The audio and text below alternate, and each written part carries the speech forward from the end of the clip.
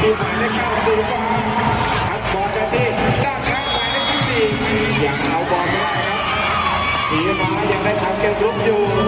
มาที่หมายเลข1ดูครับการทำเกมลุกของสีฟ้าทำไงดียัดเข้าไปตรงกลางหาบอลครับสาดกันได้